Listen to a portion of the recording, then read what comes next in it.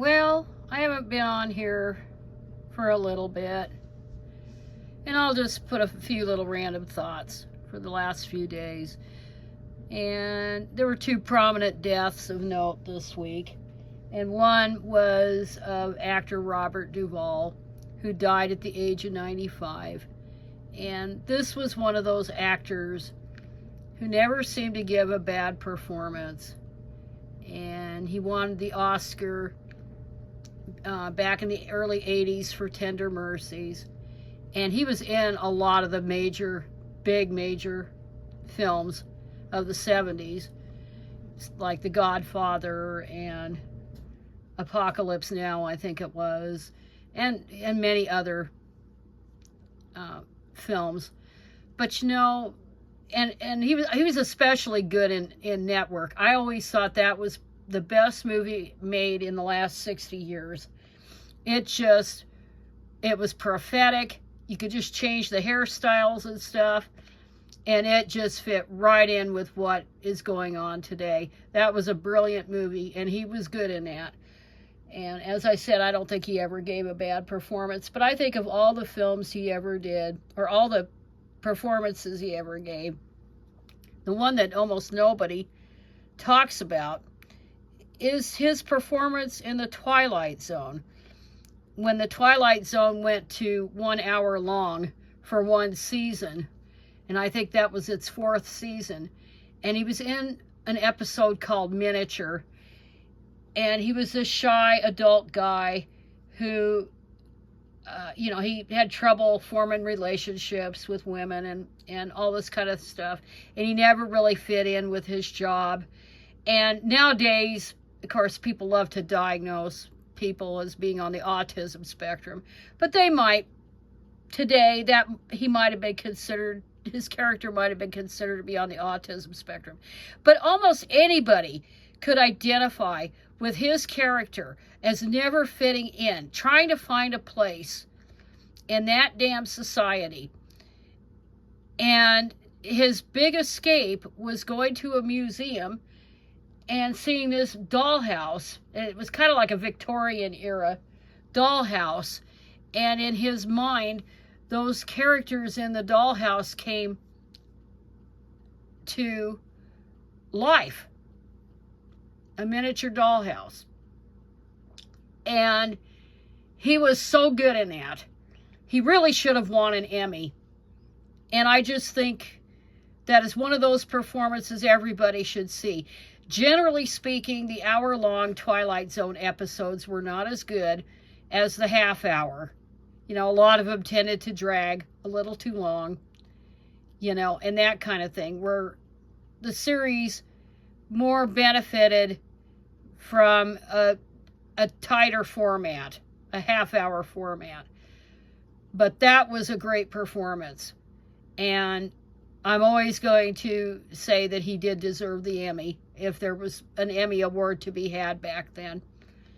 But there was that. And then, of course, Jesse Jackson, the Reverend Jesse Jackson, died a few days ago, and he was 84, and he suffered from an illness that somewhat mimicked Parkinson's, but it wasn't Parkinson's. And so his last months were not very good. But he had a long career as a civil rights activist. He had a long career in being involved in politics, and he ran for president for a couple of times. My mom always liked him because he was a good speaker. He was a good public speaker. He was somebody who liked to bring people together, and he was also very much involved in organizations, which he founded, of course, Operation Push. People United to Save Humanity, I think is what it stood for, and the Rainbow Coalition, and eventually those were consolidated. But he was involved in that for many years. And, you think about it, all the things he did, and he's not going to get any kind of state funeral or anything. And then some piece of shit like Charlie Kirk, who was a nobody, absolute nobody, a KKK type, basically. And he gets, I think, did he go on Air Force One or Air Force Two? Why don't I look that shit up before I do anything else? Let's see, Charlie Kirk. I got to do this. CHARLIEKIRKAF2, AF1.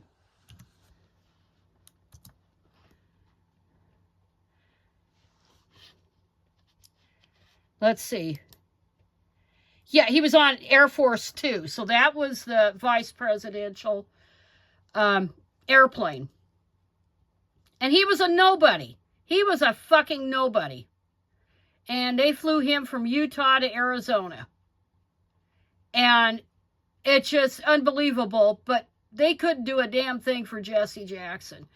And Jesse Jackson didn't always, he wasn't perfect. One of the things that was kind of a mark on his career was, yes, he was closely associated with Martin Luther King Jr., but when Martin Luther King was assassinated in Memphis in 1968, Jackson was going around saying he was right there with King, and he cradled King while King was dying in his arms, and that was not true. I don't know what in the hell he was thinking, why he would tell such a whopper, because he was apparently in the parking lot at that motel, I think it was, the Lorraine Motel, when James Earl Ray killed King. Why would he have made that up? I don't get it. But that was one black mark on his career in general. So I'll just note that, because that did indeed happen. But anyway, that was two prominent people who died last week, and they were kind of on my mind. And then, you know, I've been talking about the Heritage Foundation and all the bullshit they're trying to pull with their Project 2026 and how they're going to restore the family. Ah, God. But they're proposing a return to Sunday blue laws. And that is the thing. You know, they have a wish list. And as was pointed out by others, they had a wish list way back when Reagan was president. But you got to understand, the Heritage Foundation then was more focused on foreign policy, right-wing foreign policy ideas, and economic ideas than they were about culture wars. So understand that. Yeah, they had a mandate for change or leadership or whatever the hell it was called. But their focus back then was a completely different focus than what it is now, 40 years, 45 years later. Now they want to shove their damn religious crap down everybody's throat.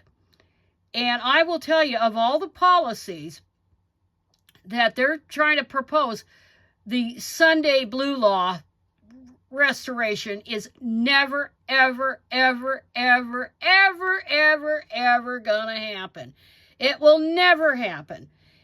One reason, because people like having things open on Sundays. And I'm old enough to remember when things were closed on Sundays. And there wasn't a hell of a lot of things to do. And of course, the repeal of the blue laws, as I've mentioned before, really made a huge dent in church attendance, because that was so almost universal in the 1950s. It wasn't universal, but it was predominant in the 50s. And there were also a lot of families did Sunday drives, and I've talked about that when I was a kid, because we never went to church. But there's no chance that's ever going to return. And you will have groups, and the Seventh-day Adventists have been watching this stuff like a hawk about what the Heritage Foundation is trying to pull.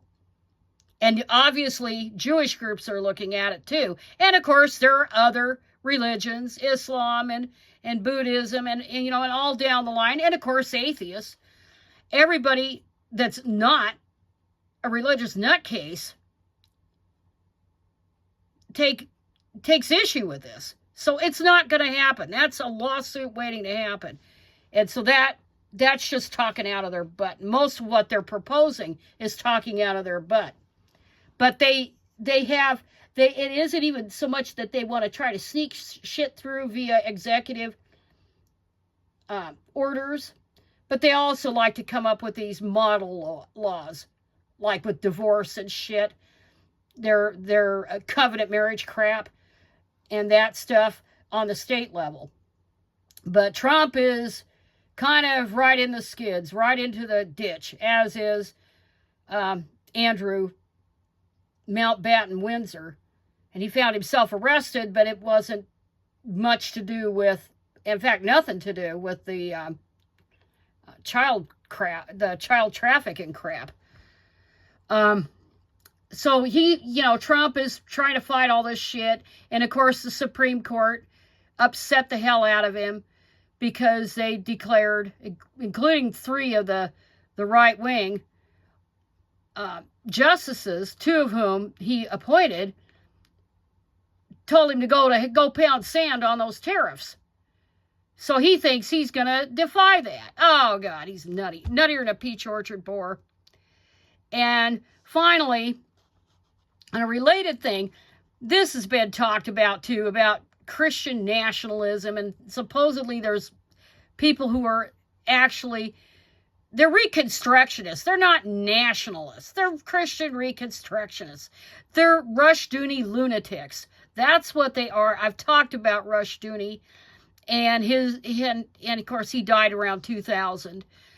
But his idea that he wants to rebuild all the countries in the world to be theocracies in order to prepare for Christ to return. Of course, that complete misreading of the Bible and everything else, probably intentional.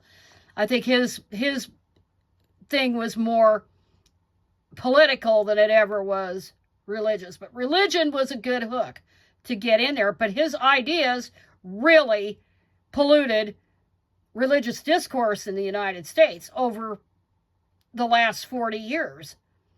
And now too many of these people are getting political power. But I say it's still a very small minority of people.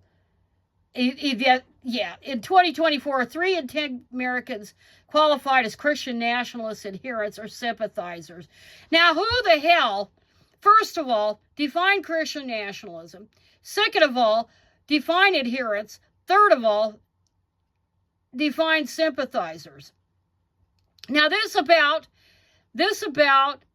tells us that this is basically MAGA. They're not the same thing. MAGA and Christian Reconstructionists are not the same thing. And Reconstructionists are a sliver of so-called conservative Christianity. They're not. They're not mainstream. And I just can't believe this shit. And white evangelical Protestants and Hispanic Protestants are most likely to hold Christian nationalist beliefs. It's very, church attendance is also strongly. They're doing too much lumping together.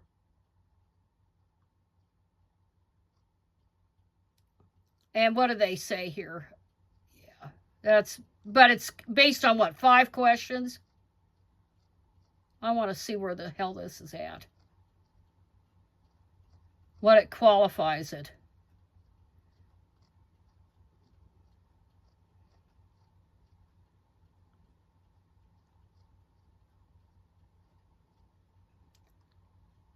Oh, yeah. Well, they're not the same. MAGA and this are not the same. I mean, the future of democracy will remain strong. Trump will leave peacefully after his term. Americans can freely express their views. Trump will use the government to punish his enemies. Hell, I don't know. To better understand the inner workings, we examined 4 core attitudes. Okay, this is what they define. I wish they'd get rid of the word nationalist, because it's just bullshit. Anti-immigrant views, patriarchal understandings of traditional sex roles, political violence, and QAnon beliefs. Well, now wait a minute. Only 36% of Americans agree with the Great Replacement theory. How could it? Most people don't even know what that is. So how can they say that? And it's a hoax. So how can they even claim that they agree with it? The belief that immigrants are invading your country and replacing all our cultural and ethnic background. Oh, God, that's bullshit. The whole thing is flawed. I think this study is flawed. Oh, my God. Sex roles and patriarchy. Additionally, about a third. Society as a whole has become too soft and feminine. Oh, God, that's sexist. I don't really believe this. And who they must have oversampled people, because this isn't. So, about 1/3 of Americans agree with the statement, society is better off when men and women stick to the jobs and tasks they are naturally suited for. What the fuck is even that? Oh, God, it's political violence. Less than 2 in 10 agree with this statement. Because things have gotten so off our track, true American patriots may need to resort to violence in order to save our country. Well, violence isn't very much supported. And then QAnon. I'm going to say Pew Research is kind of full of shit on this. QAnon is so 2000 or pre-2000. I mean, God, I